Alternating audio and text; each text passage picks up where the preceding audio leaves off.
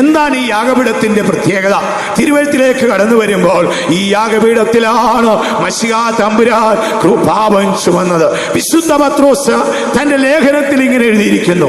1 പത്രോസ് 2-ാം അധ്യായത്തിന്റെ 24-ാം വാക്യത്തിൽ വരുമ്പോൾ പത്രോസ് പറയുകയാണ്, അവൻ പാപങ്ങളെ ചുമന്ന് രോഗങ്ങളെ വഹിച്ച് അവൻ ക്രൂശിൽ കയറി. വായിച്ച നാം പാപം സംബന്ധിച്ച് മരിച്ച് നീതിക്ക് ജീവിക്കേണ്ടതിന് അവൻ തന്റെ ശരീരത്തിൽ നമ്മുടെ പാപങ്ങളെ ചുമന്നുകൊണ്ട് ക്രൂശിന്മേൽ കയറി അവന്റെ അടിപ്പിണരാൽ അവന്റെ അടിപ്പിണരുകളാൽ നമുക്ക് സൗഖ്യം വന്നിരിക്കുന്നു. ഈ യാഗപീഠത്തിന്റെ ഏറ്റവും വലിയ പ്രത്യേകത, ഈ യാഗപീഠം പാപയാഗത്തിന്റെ യാഗപീഠമാണ്. മശിഹാ തമ്പുരാൻ ഇവിടെയാണ് പാപത്തിന് പരിഹാരം വരുത്തിയത്. പാപത്തിന് പരിഹാരം വരുത്തിയ സ്ഥലം ഈ ക്രൂശാണ്. വിശുദ്ധ പത്രോസ് തന്നെ ലേഖനത്തിൽ എഴുതിയിരിക്കുന്നു, അവൻ നമ്മുടെ പാപങ്ങളെ ചുമന്ന് നമ്മുടെ രോഗങ്ങളെ വഹിച്ച് അവൻ ക്രൂശിൽ കയറി. പാപം, രോഗം എന്നുള്ളത് പിശാചിന്റെ ചങ്ങലയുടെ 2 കണ്ണികയാണ്. ദൈവത്തിന് മഹത്വം ഉണ്ടാകട്ടെ. രോഗത്തിന്റെ പിന്നിൽ ഒരു പാപശക്തിയുണ്ട്. മനുഷ്യൻ രോഗിയായി തീരുന്നത് എങ്ങനെ എന്നുള്ളത് പഠിച്ചാൽ വാർദ്ധക്യ നിമിത്തം മനുഷ്യൻ രോഗിയായി തീരും. അത് സർവ്വസാധാരണയാണ്. ശലോമോൻ പറഞ്ഞു, അവൻ വയസ്സനാകുമ്പോൾ കണ്ണു പൊഴിയും, പല്ല് പൊഴിയും, തലമുടി നാരൊക്കെ നരയ്ക്കും, തുള്ളനെഴഞ്ഞു നടക്കും, നേരെ നിൽക്കുന്നവൻ ആർച്ച് പോലെ വളഞ്ഞു നടക്കും, ആരടാന്ന് ചോദിച്ച് നടക്കുന്നവൻ ഭയം കണ്ട് കയറ്റം കണ്ട് പേടിക്കും, ഒരു ടണ്ണ് ഭക്ഷണം കഴിക്കുന്നവനും വല്ല കാച്ചതും കുടിച്ചോണ്ട് ഏതേലും ഒരു മൂലയിലിരിക്കും. സംഭവം വാർദ്ധക്യമാണ്. അപ്പൊ ഈ വാർദ്ധക്യം പിടിച്ചാൽ മനുഷ്യൻ രോഗിയാവും. ഒന്നാമത്തെ വിഷയം. രണ്ടാമത്തെ വിഷയം, കഠിന അധ്വാനത്താൽ മനുഷ്യൻ രോഗിയാവും. അപ്പോസ്തലനായ പൗലോസ് തന്റെ അരിമശിഷ്യനായവൻ രോഗിയായി കിടന്നു. പിന്നീട് തനിക്ക് സുഖം കിട്ടി. തന്നെ ഒരു ലോക്കൽ ഫെയ്ത്ത് ഹോമിലോട്ട് അയക്കുകയാണ്. അപ്പൊ സെൻട്രവാസായ പൗലോസ്ലീഹ ഈ ഉപദേശി അയക്കുകയാണ്. അപ്പൊ അവിടുത്തെ പുള്ളികൾക്ക് ഈ കൊച്ചു ഉപദേശി ചെല്ലുന്നതിന് അത്ര സന്തോഷമില്ലെന്ന് തോന്നുന്നു. ആ കൂട്ടത്തിൽ ഒരു എഴുത്ത്, നിങ്ങളെ ദൈവദൂതനെ കൈക്കൊള്ളുന്നത് പോലെ വേണം ഇദ്ദേഹത്തെ കൈക്കൊള്ളാൻ. എന്നോട് കാണിച്ച കരുണയും ആർദ്രവും ഒക്കെ ഇദ്ദേഹത്തോടും കാണിക്കണം. എന്നിട്ട് പറയാണ്, കർത്താവിന്റെ വേല നിമിത്തമല്ലോ അവൻ രോഗിയായി. വാർദ്ധക്യം കൊണ്ടല്ല, കൊച്ചു പയ്യനാ, കർത്താവിന്റെ വേല നിമിത്തം. നമ്മുടെ ഇടയിലെ വിശുദ്ധന്മാരൊക്കെ രോഗിയായത് അങ്ങനെ. കർത്താവിന്റെ വേല നിമിത്തമല്ലോ അവൻ രോഗിയായത്. അതുകൊണ്ടൊരു ദൂതനെ കൈക്കൊള്ളുന്ന പോലെ അവനെ കൈക്കൊണ്ട് ചേർത്തോണമെന്ന്. അങ്ങനെ കർത്താവിന്റെ വേല നിമിത്തം മനുഷ്യൻ രോഗിയാവും എന്ന് പറഞ്ഞാൽ ഒരു ലിമിറ്റ് ഇല്ലാതെ യാത്രയും പ്രസംഗവും പരിപാടിയും തന്നെയായാൽ നമ്മൾ രോഗിയാവും. അതുകൊണ്ടാണ് പറഞ്ഞിരിക്കുന്നത്. എന്നിട്ട് അടുത്ത വാക്ക്, അവൻ രോഗിയായി, അവൻ മരിക്കുമോ എന്ന് ഞാൻ പേടിച്ചു, പക്ഷേ എനിക്ക് ദുഃഖത്തിന്റെ മേൽ ദുഃഖം വരാതിരിക്കേണ്ടതിന് അവനോടും എന്നോടും കരുണ തോന്നി. പൗലോസ് പറയാതെ, എൻ്റെ ഒരു കൊച്ചുപദേശി, അന്നത്തെ സെൻട്രൽ പാസ്റ്റർ അദ്ദേഹം ഇദ്ദേഹത്തെ ലോക്കലിലോട്ട് അയക്കുക. രോഗമൊക്കെ കഴിഞ്ഞ് ബലമൊക്കെ പ്രാപിച്ച് എണീറ്റ് നിൽക്കാൻ ശേഷിയായപ്പോൾ അയക്കുകയാണ്. അപ്പോൾ ഈ കൊച്ചുപദേശി ചെല്ലുന്നതിനെ കുറിച്ച് അവിടെ മുറിവുറുപ്പുണ്ടെന്ന് എങ്ങനെ പറഞ്ഞപ്പോൾ എഴുതിയതാണ്, ഞാൻ അവനെ അങ്ങോട്ട് അയക്കുകയാണ്, അവൻ ആൾ മിടുക്കനാണ്, ഇപ്പോൾ ഇച്ചിരി ശാരീരിക കഷ്ടമുണ്ട്, അത് കുടുംബജോലി ചെയ്തിട്ടല്ല, പകരം കർത്താവിൻ്റെ വേല ചെയ്ത് രോഗിയായതാണ്, അവനെ ഒന്ന് കൈക്കൊള്ളണം, അവന് വേണ്ട സംരക്ഷണം കൊടുക്കണം, എന്നോട് എങ്ങനെ സ്നേഹം അങ്ങനെ കൊടുക്കണമെന്ന്. അതങ്ങനെ രണ്ടാമത് രോഗിയാകുന്നത് കർത്താവിൻ്റെ വേല നിമിത്തം രോഗിയാവും. സുവിശേഷ വേലയ്ക്കൊക്കെ വരുമ്പോൾ നല്ല ബലവാന്മാരെ ദൈവം തമ്പുരാൻ ചവിട്ടി ഒതുക്കി നേരെ ഒതുക്കി കൊടുക്കുന്നതിൻ്റെ കാരണം എന്നറിയാമോ? കർത്താവിൻ്റെ വേല നിമിത്തം രോഗിയാവും. ഞാനൊരു ദിവസം ദൈവത്തോട് ചോദിച്ചാൽ, അങ്ങനെ ഞാൻ ചോദിച്ചപ്പോൾ കർത്താവിനോട് പറഞ്ഞു, നീ രോഗിയായിരിക്കുന്നുവോ? കർത്താവിൻ്റെ വേല നിമിത്തം. അതോടുകൂടി എൻ്റെ ദുഃഖം വിട്ടുപോയി. എനിക്കത് വ്യാകുലമില്ല. നിന്റെ പ്രാണൻ ജീവവാണ്ഡത്തിൽ എഴുതിയിരിക്കുന്നു, നീ യഹോവയുടെ യുദ്ധങ്ങളല്ലോ ചെയ്യുന്നത്, യഹോവ നിനക്ക് സ്ഥിരമായ ഗൃഹം പണിയുമെന്ന വാക്ക് ദൈവം പറഞ്ഞപ്പോൾ ആ ഭയം വിട്ടുപോയി. ഇനി അടുത്തത്, മനുഷ്യൻ രോഗിയാകുന്നത് സംരക്ഷണമില്ലാതെ വന്നാൽ മനുഷ്യൻ രോഗിയാവും. നല്ല ഭക്ഷണവും നല്ല വസ്ത്രവും നല്ല ഉറക്കവും ഒക്കെ ഇല്ലെങ്കിൽ മനുഷ്യൻ രോഗിയാവും. മനുഷ്യന്റെ വിശ്രാമം എന്ന വിഷയത്തെക്കുറിച്ച് പഠിക്കുമ്പോൾ അതിന് 3 വശമുണ്ട്. ഒന്നാമത്തെ വിശ്രാമം ശരീരത്തിന് വിശ്രാമം വേണം. പണ്ട് ബ്രിട്ടീഷുകാർ ഇന്ത്യ ഭരിക്കുന്ന കാലത്ത് അവരാണ് ഈ 24 മണിക്കൂറിനെ 3 8ആയിട്ട് അങ്ങ് തിരിച്ചത്. 8 മണിക്കൂർ ഉറങ്ങണം, 8 മണിക്കൂറേ ഉറങ്ങാവൂ, അതിൽ കൂടുതൽ ഇരുന്ന് ഉറങ്ങരുത്. 8 മണിക്കൂർ, 1.5 മണിക്കൂർ നമ്മുടെ സവായി ഉള്ളത് പോട്ടെ, എന്നാലും 8 മണിക്കൂർ ഒരു മനുഷ്യൻ ഉറങ്ങണം. അടുത്തത് 8 മണിക്കൂർ അവൻ ജോലി ചെയ്യണം. നമ്മൾ ഒരു തച്ചെന്നൊക്കെ പറയല്ലേ, അതാ 8 മണിക്ക് തുടങ്ങി 5 മണിക്ക് തീരും. അത് ബ്രിട്ടീഷുകാർ വെച്ചതാ, വെള്ളക്കാരാണ് ആ പരിപാടി കണ്ടുപിടിച്ചത്. ദൈവത്തിന് മഹത്വം ഉണ്ടാകട്ടെ. അവരിവിടെ വന്നിട്ട് ഭയങ്കര ബുദ്ധിമാന്മാരാണ്. അവരിവിടുത്തെ രീതികളൊക്കെ കണ്ടാ പഠിച്ചത്. 8 മണിക്കൂർ. ഇനി അടുത്ത ഒരു 8 മണിക്കൂറുണ്ട്. അത് അവന്റെ അവന്റെ ആനന്ദമാണ്. ആനന്ദം. ജോലിക്ക് മുമ്പ് 4 മണിക്കൂർ, ജോലി കഴിഞ്ഞ് 4 മണിക്കൂർ. 8 മണിക്കൂർ ഉറങ്ങണം, 8 മണിക്കൂർ വേല ചെയ്യണം, 8 മണിക്കൂർ വിനോദമായിരിക്കണം. ദൈവം തമ്പുരാൻ തന്റെ സ്വരൂപത്തിൽ സൃഷ്ടിച്ച മനുഷ്യനോട് മാത്രമേ വേല ചെയ്ത് ജീവിക്കാൻ പറഞ്ഞിട്ടുള്ളൂ. അതാണ് അത്ഭുതം. അണ്ണാനോടോ കുരുവിയോടോ കാക്കയോടോ പ്രാവിനോടോ ഒന്നും പറഞ്ഞിട്ടില്ല. മനുഷ്യരെ ദൈവം തമ്പുരാൻ തോട്ടത്തിൽ കൊണ്ടാക്കി. എന്നിട്ട് എന്ത് പറഞ്ഞു? രാവിലെയും വൈകിട്ടും പറിച്ചു തിന്നണം, തോട്ടത്തിൽ വേല ചെയ്യണം, 8 മണിക്കൂർ വേല ചെയ്യണം. അതാ 8 മണിക്കൂർ വേല ചെയ്തോണം, 8 മണിക്കൂർ ഇതിന്റെ അരിവിലൊക്കെ നടന്നിതൊക്കെ കണ്ടോണം, 8 മണിക്കൂർ നീ സുഖമായി കിടന്നുറങ്ങിക്കണം. അങ്ങനെ 3 8 ഈ 24 മണിക്കൂർ ഒരു ദിവസം. അപ്പോൾ മനുഷ്യന്റെ വിശ്രാമം എന്ന വിഷയം പഠിക്കുമ്പോൾ ഒന്നാമത്തെ വിശ്രാമം ശരീരത്തിന് അറിയുള്ളൂ. നല്ല ഭക്ഷണം നമ്മൾ കഴിക്കണം. നല്ല ഭക്ഷണവും നല്ല ശരീരത്തെ പുഷ്ടിപ്പെടുത്തുന്ന ഭക്ഷണം കഴിക്കണം. ചിലർ എത്ര ഉണ്ടെങ്കിലും പിന്നെ നീ എന്നറിയാമോ, അവരെ ആ അർക്കിസത്തിലും വിട്ടുകളയും. ഗ്രഹപ്പഴയ്ക്ക് ഒരു സീസൺ ചക്കയുടെ സീസണാണ്. എൻ്റെ ദൈവം തമ്പുരാനി ആ പ്ലാവിന്റെ ജാതകം നോക്കേണ്ടി വരും. നമുക്ക് കഷ്ടം തോന്നും. ചക്കയോട് ചെയ്യുന്ന പ്രയോഗം അത് കൊച്ചായിരിക്കും, കുഞ്ഞിയൊക്കെ ആയിരിക്കും, വളരാൻ പോലും അനുവദിക്കും. ഇട്ടിച്ചക്ക എന്ന് പറയും, അന്യായ പ്രയോഗം. ഇട്ടിച്ചക്ക അതങ്ങോട്ട് കഴിഞ്ഞാൽ അടുത്ത പ്രയോഗം. ഈ ചക്കയോട് ചെയ്യാവുന്ന പ്രയോഗം മുഴുവൻ ചെയ്യും. ഒരു വീട്ടിൽ ഞാൻ ചെന്നപ്പോൾ ചക്ക ഉണങ്ങി വെച്ചിരിക്കും. വാട്ടുകപ്പം ഉണങ്ങി കേട്ടിട്ടുണ്ട്. അവസാനം ഇപ്പം ചക്ക കൂടെ ആ അർക്കിസ് നിമിത്തം ഉണങ്ങാൻ തുടങ്ങി. എത്ര ഉണ്ടെങ്കിൽ ഇവൻ ചൊറിഞ്ഞു പറഞ്ഞു വെച്ചു. എടാ നേരെ ജോനെ വല്ലതും കഴിച്ചു കുടിച്ച് ദൈവം തമ്പുരാനെ വിളിച്ച് സ്വർഗത്തിൽ പോകട്ടെ. ദൈവം തമ്പുരാൻ ഇതിന് തടസ്സം വല്ലതും തന്നിട്ടുണ്ടോ? അത് മനുഷ്യൻ ചിന്തിക്കത്തില്ല. പിടിച്ചു വെച്ച് ഇവന്റെ ആയുസ് മുഴുവൻ കുടലും ഉണങ്ങി നേരെ ജോനെ ദൈവത്തെ വിളിക്കാൻ നോക്കുന്നില്ല. അല്ലേലിയ പറയാം, പാസ് പറയുമ്പോൾ അല്ലേലും വയ്യാന്നാ പറയുന്നത്. കാരണം എന്തെന്നറിയാമോ? ഇവന് വയ്യ. കാര്യം നേരെ ഇവനെ ഭക്ഷണം കഴിക്കത്തില്ല. ദൈവം തമ്പുരാൻ തരുന്ന ഭക്ഷണം സമാധാനത്തോടെ ദൈവം തമ്പുരാനെ വിളിച്ച് നീതിയോടെ ജീവിച്ച് അത് കഴിച്ചോ. ദൈവത്തിന് മഹത്വം ഉണ്ടാകട്ടെ. എൻ്റെ ട്രെയിനിങ് കാലത്ത് പാസ്റ്റർ സക്രിയാപ്പച്ചനെ കൂടെ നീക്കിയ. അപ്പോൾ കായംകുളത്ത് നമ്മുടെ ഇപ്പോഴത്തെ ഡെപ്യൂട്ടി ചീഫ് പാസ്റ്റർ വെസിലിച്ചാൻ്റെ വീട്ടിൽ പോയി. അന്ന് അദ്ദേഹം ഇംഗ്ലണ്ടിൽ എവിടെയാണ്. അപ്പോൾ ഞങ്ങളവിടെ ഭക്ഷണം കഴിച്ചുകൊണ്ട് രാവിലെ ഉള്ള വിസിറ്റിങ്. അപ്പോൾ അവിടുന്ന് എനിക്കൊരു ചായ ഒരു ഏത്തക്കായും തന്നു. ഞാൻ അവിടുത്തെ അമ്മച്ചോട് പറഞ്ഞിട്ട് ചായ ഒഴിവാക്കി ഫ്രിഡ്ജിലെ ഇച്ചിരി വെള്ളം കുടിച്ചു. ഏത്തക്കായും അവിടെ വെച്ചു. പാസ്റ്റർ സക്രിയ ഇങ്ങനെ നോക്കിക്കൊണ്ടിരുന്നു. അദ്ദേഹം ഏതാണ്ട് ഒരു അരക്കപ്പ് ചായയൊക്കെ കുടിച്ചേച്ച് ഞങ്ങൾ പോകാനിറങ്ങി വണ്ടിയെ കയറി. കുറേ ദൂരം ചെന്നുടനെ വണ്ടി നിർത്തി. എടാ ആ മേശയിലിരുന്ന് ഏത്തക്ക ആരുടെയായിരുന്നു? എന്തൊരു പരിപാടി എന്നറിയോ? ഞാൻ പറഞ്ഞ അപ്പച്ച അതെനിക്ക് തന്നു. എടാ അബ്രഹാം അവനെ ദശാംശം കൊടുത്തിട്ടാണ് അവൻ അപ്പവും വീഞ്ഞും കൊടുത്തത്. അവർ നമുക്ക് എന്ത് തന്നാലും അത് വാങ്ങിക്കഴിക്കണം. നിന്റെ ഈ പ്രായത്തിൽ ഞങ്ങൾ ഒരു നേരത്തെ ആഹാരത്തിന് കൊതിച്ചിട്ടുണ്ടടാ. കല്ല് തിന്നാൽ വെള്ളമാകുന്ന പ്രായമല്ലേ, നീ അത് വേണ്ടെന്ന് പറഞ്ഞു. വണ്ടി നിർത്തി പോയി അത് ചോദിച്ച് മേടിച്ചുകൊണ്ടിരാം. നാണം കെട്ട പരിപാടി. ഞാൻ അവസാനം അമ്മച്ചോടി എന്ന് പറഞ്ഞു. അപ്പച്ചൻ പറഞ്ഞെന്ന് പറഞ്ഞു. കുഴപ്പമില്ല. അപ്പച്ചൻ പറഞ്ഞ അയത്തേക്കായി ഞാൻ അമ്മച്ചി അത് പൊതിഞ്ഞ് കൈത്തന്നു. ദൈവത്തിന് മഹത്വം ഉണ്ടാകട്ടെ. അവളൊന്ന് ഓർത്തോണമേ, മനുഷ്യന്റെ ശരീരത്തിനൊരു വിശ്രാമമുണ്ട്. ഇതുപോലെ അടുത്ത മറ്റൊരു വിശ്രാമമുണ്ട്. അത് നമ്മുടെ ആത്മാവിനാ പ്രിയമുള്ളവർ. ആത്മാവിന് വിശ്രാമം ലഭിക്കുക എന്ന് പറഞ്ഞാൽ ബാങ്കിൽ 80 ലക്ഷം രൂപ ഇട്ടത് കൊണ്ടോ ഡെയിലി 125 റബ്ബർ ഷീറ്റ് കിട്ടുന്നത് കൊണ്ടോ പിള്ളേരെല്ലാം മസ്കറ്റിലായതുകൊണ്ടോ ആത്മാവിന് ശാന്തി കിട്ടത്തില്ല. അത് നമ്മുടെ ശരീരത്തിന് കിട്ടുന്ന ശാന്തിയാണ്. ദൈവത്തിന് മഹത്വം ഉണ്ടാകട്ടെ. ഓർത്തുകൊള്ളണമേ, ഒന്നാമത് ശരീരത്തിന് ശാന്തി വേണം. നല്ല സ്വസ്ഥ വേണം. നന്നായി കഴിക്കണം, സമയത്ത് ഉറങ്ങണം. അതൊന്നും ദൈവം തമ്പുരാൻ തടഞ്ഞിട്ടില്ല.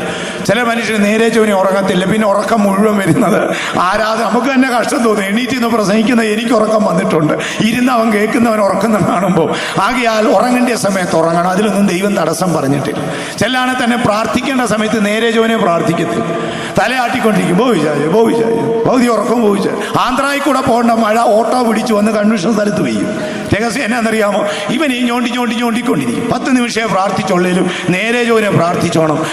പോയി കിടന്ന് നേരെ നിവർന്ന് കിടന്ന് ഉറങ്ങിക്കോണം. അല്ലെ പിന്നെ നമ്മുടെ കാലിന് കൊച്ചും വാദമൊക്കെ പിടിക്കണം. നേരെ കിടന്ന് ഉറങ്ങിക്കോണം. ഉറങ്ങുന്നതിന് തടസ്സമൊന്നും ദൈവം പറഞ്ഞില്ല. അത് ദൈവം വെച്ചിട്ടുള്ള.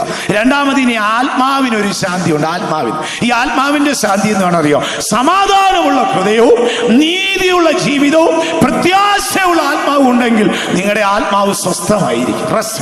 രണ്ടാമത്തെ റെസ്റ്റ് എന്ന് പറയുന്നത് ആത്മാവിൻ്റെതാ പ്രിയമുള്ളവർ, ആത്മാവിൻ്റെ റെസ്റ്റാണ്. മൂന്നാമത്തേതെന്ന് പറയുന്നത് മനസ്സിന്റെ സ്വസ്ഥതയാണ്. നമ്മുടെ മനസ്സിനൊരു സ്വസ്ഥത വേണം. എന്റെ മനസ്സ് ആനന്ദിച്ചു, രഹസ്യം സിയോനിലെ ആനന്ദമാണ്. എന്റെ മനസ്സ് ആനന്ദിച്ചു, ഹൃദയം സന്തോഷിച്ചു, ജഡം നിർഭയമായിരുന്നു. അതിന് ടോട്ടൽ ഒറ്റ വാക്കിൽ പറഞ്ഞാൽ ഇപ്പോൾ ഞാൻ വിശ്രാമത്തിലാണ്.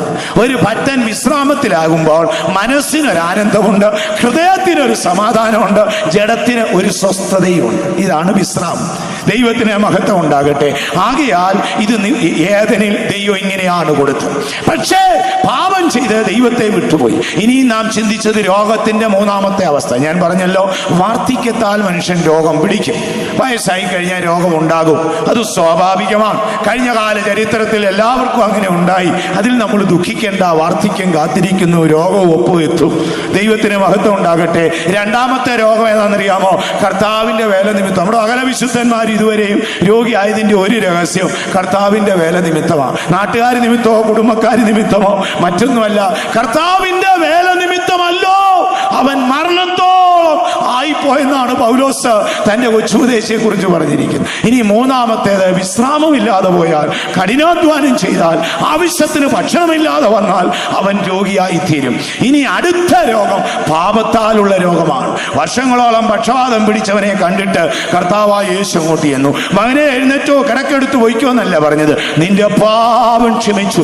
പാപം ക്ഷമിച്ചെന്ന് ദൈവം തമ്പുരാൻ തിരുവായി ഒഴിഞ്ഞപ്പോൾ അവൻ കിടക്കേന്ന് തന്നെ അങ്ങ് എഴുന്നേറ്റോളൂ. അതാണ് എന്റെ രഹസ്യം. മകനെ, നിന്റെ പാപം ക്ഷമിച്ചു. ഇത്രയും വർഷക്കാലം അവൻ കെട്ടപ്പെട്ട് കിടന്നതിന്റെ രഹസ്യം പാപമാണ്. പാപം മനുഷ്യനെ രോഗിയാക്കും. ഓർത്തുകൊള്ളണമേ, ഇപ്പോൾ നാം വായിച്ചു കേട്ട വചനം, അവൻ നമ്മുടെ പാപങ്ങളെ ചുമന്നു, നമ്മുടെ രോഗങ്ങളെ വഹിച്ചു. പുതിയ നിയമസഭയായ മീവൽ പക്ഷിയെ, നിന്റെ സന്തതിക്ക് ഒരു നല്ല കൂടുണ്ട്. അത് മശിഹായുടെ യാഗപീഠമായ ക്രൂശാണ്. ആ ക്രൂശിൽ പോയാൽ നമുക്ക് പാപമോചനവും രോഗസൗഖ്യവും. ഇന്ന് രാത്രി എത്ര പേർ വിശ്വസിക്കുന്നു, എന്റെ കർത്താവായ യേശുവിന്റെ ക്രൂശ്, ആ യാഗപീഠം എന്റേതാണ്, എന്റെ നീതിയുള്ള പിതാവ് എനിക്ക് ഒരുക്കി തന്നതാണ്. ഭക്തന്മാരെ, ഒരു യാഗപീഠം നമുക്കുണ്ട്. പുരോഹിതന് അഹോവൃത്തി കഴിപ്പാൻ അനുവാദമില്ലാത്ത യാഗപീഠം അത് പാളയത്തിന്റെ പുറത്താണ്. അത് നമ്മുടെ മശിഹായുടെ ക്രൂശാണ്. അത് വിശ്വസിക്കുന്നവർ കരങ്ങൾ ഉയർത്തി ശക്തിയോടെ ഒരു ഹല്ലേലൂയ പറഞ്ഞോട്ടെ. ആകയാൽ ഈ യാഗപീഠത്തിന്റെ പ്രത്യേകത, ഇവിടെ പാപം ചുമന്നു രോഗം വഹിച്ച സ്ഥലമാണ്. വേദനയോടെ കർത്താവിന്റെ അടുക്കൽ ചെന്നാൽ കർത്താവ് നിശ്ചയമായും നമ്മെ സൗഖ്യമാക്കും. ദൈവത്തിന് മഹത്വം ഉണ്ടാകട്ടെ. എത്രയോ വിശുദ്ധന്മാരുടെ സൗഖ്യം നമ്മുടെ കണ്ടുകൊണ്ട്, നമ്മുടെ വാസ സഹിച്ചാൻ ഇവിടെ ഇരിക്കുന്ന കണ്ടപ്പോൾ ഞാൻ ഇവിടെ നിന്ന് ചിന്തിച്ചു പോയി, കർത്താവേ, അങ്ങയുടെ അത്ഭുതങ്ങൾ എത്ര വലുതാണ്. ഞാൻ അദ്ദേഹത്തെ ഒന്ന് കാണാൻ വന്ന് മടങ്ങി പോകുമ്പോൾ എൻ്റെ കയ്യെ പിടിച്ചത് എൻ്റെ കണ്ണ് നിറയുന്ന കണ്ടു. ഞാൻ രാത്രി മുഴുവൻ കരഞ്ഞുകൊണ്ടിരുന്നു. പക്ഷേ ഞാനും മരണമാണ് പ്രതീക്ഷിച്ചത്. ദൈവത്തിന് അസാധ്യമായതൊന്നില്ലല്ലോ. ആ കാൽവരിയില്, ആ യാഗപീഠത്തിങ്കല മീവൽ പക്ഷിയെ, നിനക്ക് അവിടെ കൂടുകെട്ടാം. നിന്റെ വിശ്രാമ സ്ഥലം സൈന്യങ്ങളുടെ യഹോവയുടെ യാഗപീഠമാണ്. അത് നമ്മുടെ മശിഹായുടെ ക്രൂശാണ്. അവിടെ പാപമോചനമുണ്ട്, അവിടെ രോഗസൗഖ്യമുണ്ട്. ഇന്ന് രാത്രിയിൽ ആരെങ്കിലും പാപഭാരം ചുമന്നുകൊണ്ട് ദൈവസന്നിധിയിലായിരിക്കുന്നെങ്കിൽ നിന്റെ പാപത്തെ ആ യാഗപീഠത്തിങ്കൽ എറിയുവിൻ. അവിടെ സ്നേഹത്തിന്റെ തീജ്വാല കത്തുകയാണ്. നീ വർഷങ്ങളായി രോഗിയായി ദൈവസന്നിധിയിരിക്കുന്നെങ്കിൽ ഇന്ന് രാത്രി ആ വചനം വെച്ച് പറയണം, മീവൽ പക്ഷിയായി എനിക്ക് ഒരു കൂട് കെട്ടുവാനിടമുണ്ട്. ഇന്ന് നിന്റെ ആത്മാവ് സമുദ്രമധ്യേ പറന്ന് തളരുന്ന പക്ഷിയെ പോലെ തളർന്നുകൊണ്ടിരിക്കുന്നെങ്കിൽ ഇന്ന് രാത്രി നീ ഏറ്റു പറയേണ്ടത്, മീവൽ പക്ഷിക്ക് ഒരു കൂടുണ്ട്. സൈന്യങ്ങളുടെ യഹോവയുടെ യാഗപീഠമാണ്. നമുക്ക് എല്ലാവർക്കും ഒന്ന് അത് ഏറ്റു പറയാം. മീവൽ പക്ഷിക്ക് ഒരു കൂടുണ്ട്. അത് സൈന്യങ്ങളുടെ യഹോവ ഗോൽഗോത്തായിൽ ഒരുക്കിയ ആ യാഗപീഠമാണ്. അത് നമ്മുടെ കർത്താവായ യേശുവിന്റെ ക്രൂശാണ്. ഇന്ന് രാത്രി പാപമോചനവും രോഗസൗഖ്യവും പ്രാപിച്ചേ നിങ്ങൾ ദൈവസന്നിധി വിട്ടു പോകാവൂ. അത് നമ്മുടെ ഉറപ്പുള്ള തീരുമാനമായിരിക്കണം. ഇന്ന് രാത്രി നീ ആ തീരുമാനം എടുത്ത കർത്താവ് നിന്നെ സൗഖ്യമാക്കും. അതിന് യാതൊരു മാറ്റവുമില്ല. അത് നമ്മുടെ സങ്കേതമാണ്. ഭക്തൻ പാടുകയാണ്, മീവൽ പക്ഷിക്ക് ഒരു കൂടുണ്ട്. അത് സൈന്യങ്ങളുടെ യഹോവ ഒരുക്കിയ യാഗപീഠം. ആകാശത്തിനും ഭൂമിക്കും മധ്യേ 2000 വർഷങ്ങൾക്ക് മുൻപ് ഇരു കള്ളന്മാർക്ക് മധ്യേ, പാപത്തിനും നീതിക്കും മധ്യേ, ദൈവത്തിന്റെ ക്രോധത്തിന്റെ അഗ്നിയിൽ വെന്തെരിയുന്ന മശിഹ അവൻ പാപയാഗത്തിന്റെ മൃഗമായിരുന്നു. പാളയത്തിന്റെ പുറത്ത് നിന്റെ രോഗത്തിന്റെ നിന്ന ചുമന്ന്, നിന്റെ പാപത്തിന്റെ നിന്ന ചുമന്ന്, നിന്റെ ഭാരത്തിന്റെ നിന്ന ചുമന്ന്, നിന്റെ വ്യാകുലത്തിന്റെ നിന്ന ചുമന്ന് ഇന്ന് രാത്രി ചെന്നാൽ എനിക്ക് അവിടെ സങ്കേതമുണ്ട്. ഞാൻ ദൈവസഭയുടെ അവയവമാണ്, ഞാൻ ദൈവസഭയുടെ അംഗമാണ്. എനിക്കൊരു യാഗപീഠമുണ്ട്. അത് സൈന്യങ്ങളുടെ യഹോവ ഒരുക്കിയ മശിഹായുടെ ക്രൂശ് വിശ്വസിക്കുന്നവർ കരങ്ങൾ ഉയർത്തി ശക്തിയോടെ ഒരു ഹല്ലേലൂയ പറഞ്ഞാട്ടെ. രക്തം കൊണ്ടു മുദ്രയിട പെട്ട ജനം ഒന്നിച്ചു, രക്തം കൊണ്ടു മുദ്രയിട പെട്ട ജനം ഒന്നിച്ചു, കാഹളൂതിടുമ്പോൾ ഭൂതലം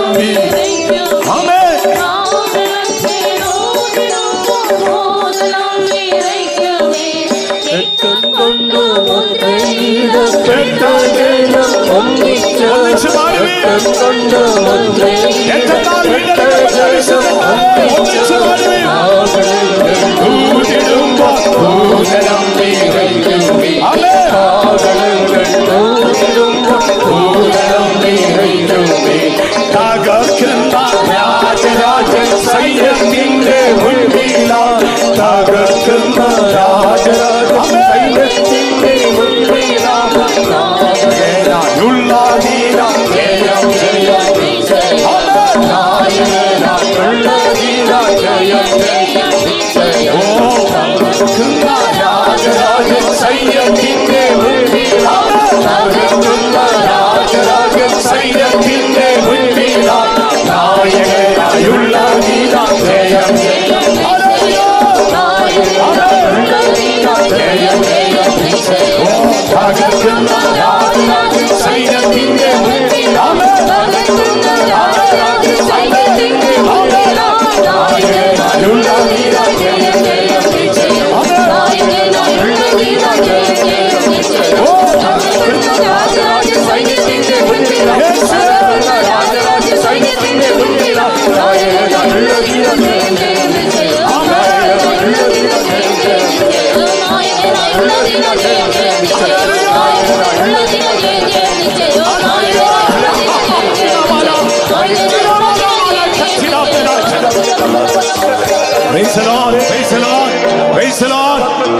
സൈന്യത്തിന്റെ അധിപതിയായവൻ നമ്മുടെ മുൻപിലുണ്ട്. അവന്റെ യാഗപീഠത്തിലാണ് മീവൽ പക്ഷിയുടെ കൂട്. ഇന്ന് രാത്രി നമുക്കത് വിശ്വസിക്കാം.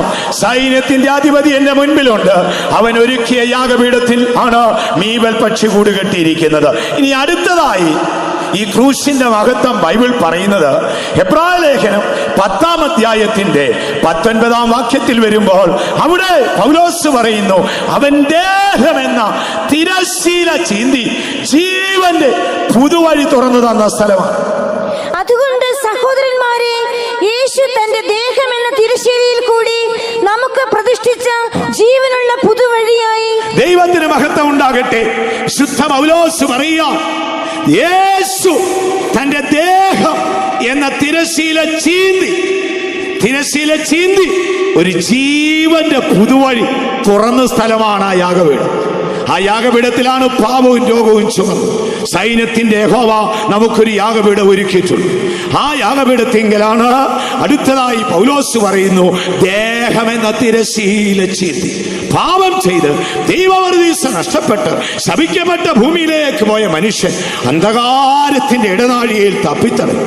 പിശാച് അവനെ വശീകരിച്ച് അവൻ വീണ്ടും ജീവവൃക്ഷം പറിച്ചു തിന്ന് എന്നേക്കും ജീവിക്കാതിരിക്കേണ്ടതിന് ദൈവം അവനെ പുറത്താക്കിയ ശേഷം ജീവവൃക്ഷത്തിങ്കിലേക്കുള്ള വഴി കാക്കുവാൻ ഒരു ദൂതനെ, ഒരു കെരൂബിനെ ഏൽപ്പിച്ചു. ആദാമിനെ ഹവ്വായെ ഏദനിൽ നിന്ന് ഇറക്കി വിട്ടു. അവർ രണ്ടുപേരും നല്ല തോല് കൊണ്ടുള്ള ഉടുപ്പ് ധരിച്ച് നിരാശയുടെ ഭൂമിയിലേക്ക് യാത്രയായി. പെട്ടെന്ന് ദൈവം എന്ത് ചെയ്തു? സ്വർഗത്തിൽ നിന്ന് ഒരു കെരൂബിനെ നിയോഗിച്ചു. അദ്ദേഹം ഊരിയ വാളായി ഇഞ്ഞു വന്നു. ആ വാളിങ്ങനെ ചുറ്റിക്കറങ്ങി വെട്ടിത്തിളങ്ങി ഇങ്ങനെ നിൽക്കുക, റൗണ്ട് ചെയ്ത് ഇങ്ങനെ നിൽക്കുക. ലൂസിഫറിനോ അവന്റെ കീഴിലുള്ള ഒരു പിശാചുക്കൾക്കോ ഈ ജീവവൃക്ഷത്തെ തൊടാനൊക്കത്തില്ല. അതിനെന്ത് ചെയ്തു? ജീവവൃക്ഷത്തിങ്കിലേക്കുള്ള വഴി കാക്കേണ്ടതിന് ദൈവം ഒരു കെരൂബിനെ ഏൽപ്പിച്ചു. എങ്ങനെ? വാളുമായി. ഒരു വാൾ ഇങ്ങനെ റൗണ്ട് ചെയ്ത് നിൽക്കുകയാണ്. 24 മണിക്കൂർ. എത്ര വർഷം നിന്നറിയാമോ? 4000 വർഷം ജീവവൃക്ഷത്തിലേക്കുള്ള വഴി കാത്തുകൊണ്ട് ഈ വാളിങ്ങനെ നിൽക്കുകയാണ്. മശിഹാ മനുഷ്യാവതാരം എടുക്കുന്നതിന് 500 വർഷങ്ങൾക്ക് മുൻപ് യെരൂശലേമിൽ ജീവിച്ചിരുന്ന പ്രവാചകനായ സഖരിയ പറഞ്ഞു, വാളേ നീ എഴുന്നേറ്റ് എന്റെ കൂട്ടാളിയായ പുരുഷനെ വെട്ടുവേ, ആടുകൾ ചിതറി ഓടിപ്പോകട്ടെ. മശിഹാ ജനിക്കുന്നതിന് മുമ്പ് സഖരിയാവ് പ്രവചിച്ചു വാളിനോട്, വാളേ നീ എഴുന്നേറ്റ് എന്റെ കൂട്ടാളിയായ പുരുഷനെ വെട്ടണം, ആടുകൾ ചിതറി ഓടിപ്പോണം. ഏത് വാളിനോട്? അന്ന് കാക്കാൻ നിർത്തിയ വാളിനോട്. വാളിങ്ങനെ റൗണ്ട് ചെയ്ത് നിൽക്കുക. 4000 വർഷം കഴിഞ്ഞപ്പോൾ മശിഹാ തമ്പുരാൻ എഴുന്നേറ്റ് വന്നു. മശിഹാ തമ്പുരാൻ ഗെത്സമനയിൽ വെട്ടേൽക്കുകയാണ്. വാൾ എഴുന്നേറ്റ് വെട്ടി, ആടുകൾ ചിതറി ഓടിപ്പോയി. ആടുകൾ ചിതറി ഓടിപ്പോയി. സഖരിയ പ്രവാചകന്റെ പുസ്തകം ഒന്ന് വായിച്ചാട്ടെ, പെട്ടെന്ന് വായിച്ചാട്ടെ. 13:7 വാളേ എന്റെ ഇടയന്റെ നേരെയും, വാളേ എന്റെ ഇടയന്റെ നേരെയും, എന്റെ കൂട്ടാളിയായ പുരുഷന്റെ നേരെയും ഉണരുക എന്ന് സൈന്യങ്ങളുടെ യഹോവയുടെ അരുളപ്പാട്. ആടുകൾ ചിതറി പോകേണ്ടതിന് ഇടയനെ വെട്ടുക, ഞാൻ ചെറിയവരുടെ നേരെ വെട്ടുക. പ്രവാചകനായ സഖരിയാവ് മശിഹാ മനുഷ്യാവതാരം എടുക്കും മുൻപ് തന്റെ പ്രവചന ചുരുളിൽ എഴുതി ചേർത്തു, വാളേ എഴുന്നേറ്റ് നീ എന്റെ കൂട്ടാളിയായ പുരുഷനെ വെട്ടണം, അവന്റെ ആടുകൾ ചിതറി ഓടിപ്പോകണം. അങ്ങനെ ആടുകൾ ചിതറി ഓടിപ്പോകുവാൻ മശിഹാ തമ്പുരാൻ വെട്ടേറ്റപ്പോൾ എന്തു സംഭവിച്ചെന്നറിയാമോ? തന്റെ ദേഹം എന്ന മനോഹര ശീല ചീന്തിപ്പോയെന്നാണ്.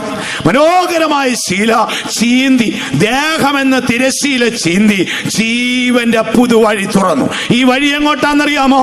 ഒന്നാമത് ദൈവത്തിലേക്കും, 2 ദൈവ നഗരത്തിലേക്കും, 3 ജീവവൃക്ഷത്തിലേക്കുള്ള വഴിയാണ്.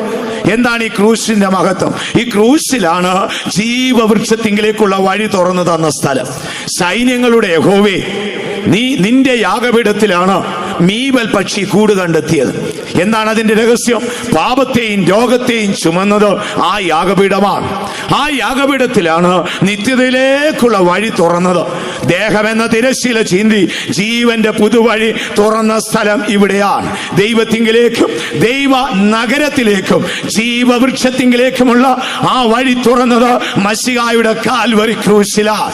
ദൈവത്തിന് മഹത്വം ഉണ്ടാകട്ടെ. വീണ്ടും നാം തിരുവെഴുത്തിലേക്ക് കടന്നു വരുമ്പോൾ യോഹന്നാന്റെ സുവിശേഷം 19-ാം അധ്യായത്തിന്റെ 20-ാം വാക്യത്തിൽ വരുമ്പോൾ അവിടെ ഇങ്ങനെ ഒരു വാക്കുണ്ട്, സകലതും നിവർത്തിയായി എന്ന് അറിഞ്ഞിട്ട് അവൻ പ്രാണനെ വിട്ടു. വായിച്ചാട്ട് 19:20.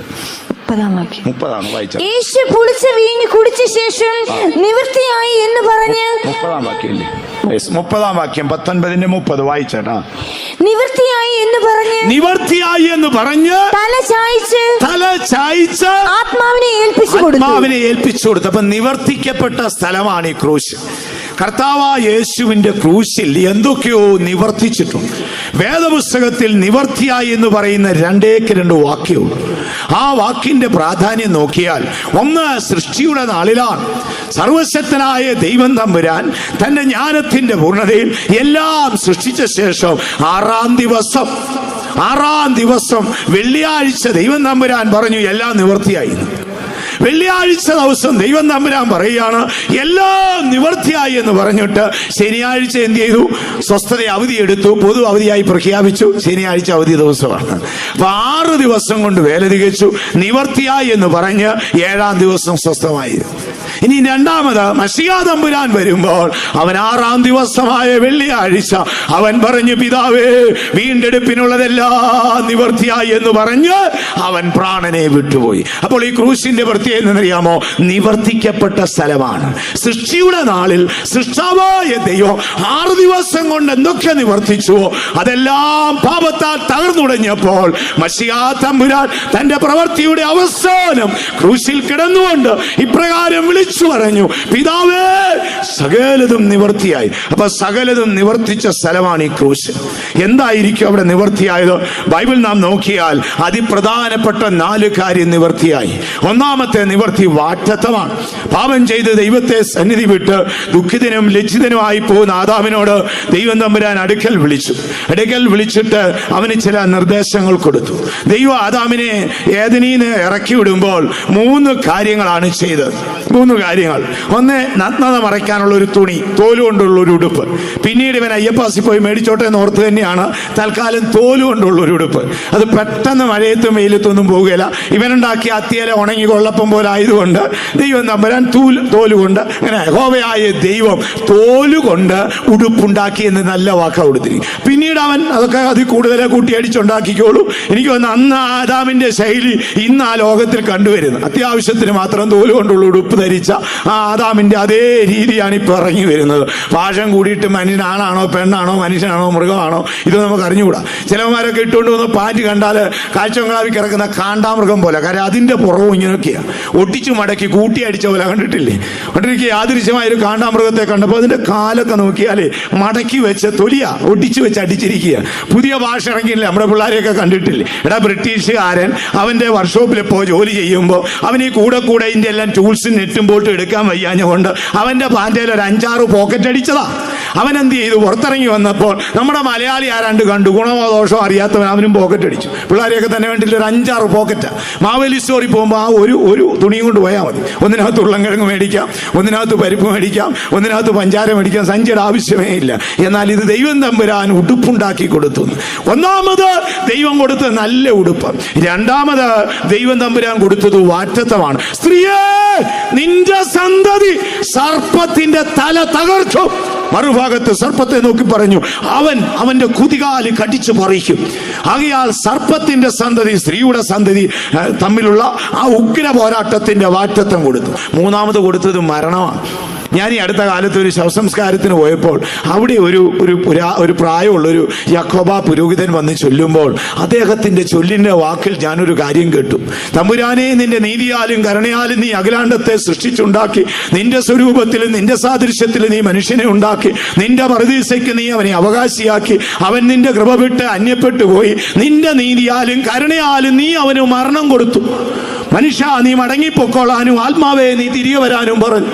ഞാനിങ്ങനെ ശ്രദ്ധിച്ചിരുന്ന് കേട്ടു. തമ്പുരാനെ അത് ആദ്യമായിട്ട് കേൾക്കുകയാണ്. നമ്മുടെ വിശുദ്ധന്മാരൊന്നും മരണം കൊടുത്ത കാര്യം പറഞ്ഞിട്ടില്ല, തുണിയും ആറ്റത്തും കൊടുത്ത കാര്യം പറഞ്ഞു. പക്ഷെ അദ്ദേഹമാണ് പറഞ്ഞത് മരണം കൊടുത്തു. ഞാനത് ചിന്തിച്ചു. ഇല്ലെങ്കിലൊന്ന് ഓർത്ത് നോക്കിക്കേ, മനുഷ്യന് മരണമില്ലെങ്കിൽ എന്ത് ചെയ്യും? അയ്യോ, ആകെ കുഴഞ്ഞു പോകും. ഇപ്പം തന്നെ പുരോഗമിച്ച് മനുഷ്യൻ കൂട്ടിയിടിക്കുകയാണ്. എറണാകുളം സിറ്റിയിലൊക്കെ ചെന്നാലേ ഒറ്റ സെക്കൻഡ് കണ്ണു വെട്ടിച്ചാൽ കൂട്ടിയിടിക്കും. മനുഷ്യൻ അങ്ങ് പെരുകിയിരിക്കുക. മരണമില്ലെങ്കിലുള്ള ഗതിയൊന്ന് ഓർത്ത്. ആദാം, നോഹ, അബ്രഹാം, പിന്നെ എല്ലാവരും കൂടെ ഒന്നിച്ച് കാണാമെന്നൊരു ഗുണമുണ്ട്. എന്നാൽ എന്ത് ചെയ്യാനൊക്കും?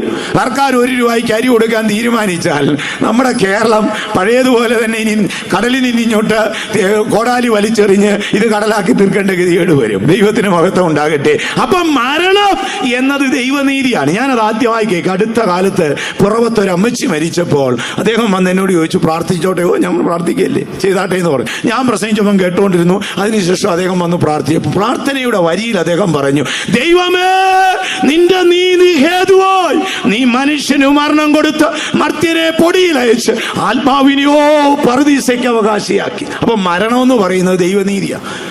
അതുകൊണ്ട് ആരും പേടിക്കരുത് പ്രിയമുള്ളവരെ. എന്നോടും നിങ്ങളോടുമുള്ള ദൈവത്തിന്റെ നീതിയാണ് ഈ മരണം.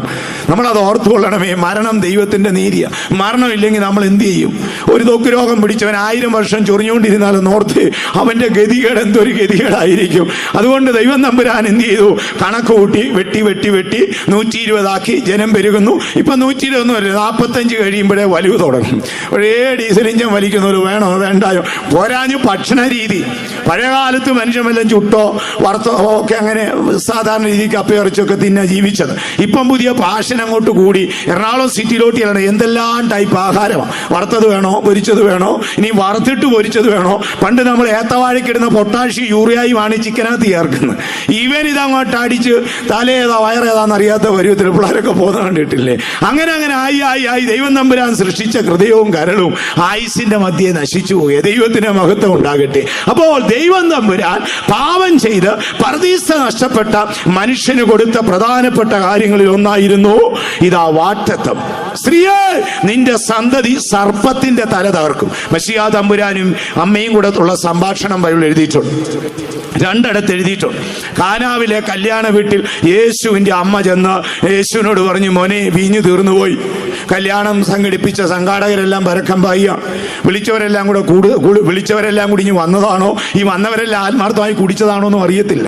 ഏതായാലും കരുതി വെച്ച വീഞ്ഞ് എന്ത് ചെയ്തു? തീർന്നുപോയി. എന്താണെന്ന് അറിഞ്ഞൂടാ, വ്യാകുലപ്പെട്ട് ഓടി വന്നു. യേശു പറഞ്ഞു, അത് മറിയാം, സ്ത്രീയെ, നല്ലൊരു വാക്കാ, അമ്മയെന്നോ മറിയെന്നോ മറിയയുടെ ചടത്തിൽ നിന്നൊന്നും വിളിച്ചില്ല. സ്ത്രീയെ, എനിക്ക് നിനക്ക് തമ്മിൽ എന്താ, എന്റെ നാഴിക വന്നിട്ടില്ല. എങ്കിലും നിഷേധിച്ചൊന്നുമില്ല. അവിടെ കുറെ കൽഭരണി ഇരിപ്പുണ്ട്. യഹൂദൻ ചന്തയ്ക്കൊക്കെ പോയിട്ട് വരുമ്പോഴേ വീട്ടിലോട്ട് കയറുമ്പം കാല് കഴുകുന്ന ഈ കൽഭരണി അതകത്തോട്ട് കയറ്റത്തില്ല. അതിങ്ങനെ പടിവാതിക്കെ പുറത്ത് വലിയ കൽഭരണി ടാങ്കുകളാണ്. അതിനകത്ത് വെള്ളം നിറയ്ക്കുക. യഹൂദൻ ചന്തയ്ക്ക് പോയി വെച്ച് എല്ലാം മേടിച്ചുകൊണ്ട് വന്ന് അവിടെ നിൽക്കും ദാസൻ ചെരുപ്പ് ഊരിയിട്ട് എന്ത് ചെയ്യും? കാലെ വെള്ളം ഒഴിച്ചു കൊടുക്കുന്നത്, വെള്ളം നിറയ്ക്കുന്നതാണ് ഈ കൽഭരണി. യേശു അപ്പൊ വീഞ്ഞെടുത്ത പാത്രം അകത്തിരിപ്പുണ്ട്, അത് എടുത്തില്ല. അത് അത്ഭുതം. വീഞ്ഞെടുത്തിട്ട് കാലിയായിരിക്കുന്ന നിരനിരയായ പാത്രമുണ്ട്, അത് യേശു എടുത്തില്ല. യേശു പറഞ്ഞ പുറത്തെ യഹൂദൻ കാല് കഴുകാൻ നിഷേധിക്കപ്പെട്ട് കല്യാണത്തിന് ഒരു അംഗീകാരം ഇല്ലാത്ത കുറെ കൽഭരണി ഇരിപ്പില്ലേ, അതിലോട്ട് വെള്ളം കോരി നിറയ്ക്കാൻ പോകും. എന്തൊരു അത്ഭുതം നോക്കട്ടെ. ഒരു ബക്കറ്റ് വെള്ളം അങ്ങോട്ട് ഒഴിച്ചു, തിരിഞ്ഞു നോക്കുമ്പോൾ വെള്ളത്തിന് മണമില്ല, വെള്ളത്തിന് ഗുണമില്ല, വെള്ളത്തിന് നിറമില്ല. വീഞ്ഞിന് മണമുണ്ട്, വീഞ്ഞിന് ഗുണമുണ്ട്, വീഞ്ഞിന് നിറമുണ്ട്. യേശുവിന്റെ സാന്നിധ്യം ഒരുവന്റെ ജീവിതത്തിൽ വന്നാൽ അവന്റെ പച്ചവെള്ളം ജീവിതത്തിൽ വീഞ്ഞാകും. വിശ്വസിക്കുന്നവർ കരങ്ങൾ ഉയർത്തി ഒരു ഹല്ലേലൂയ പറഞ്ഞോട്ടെ.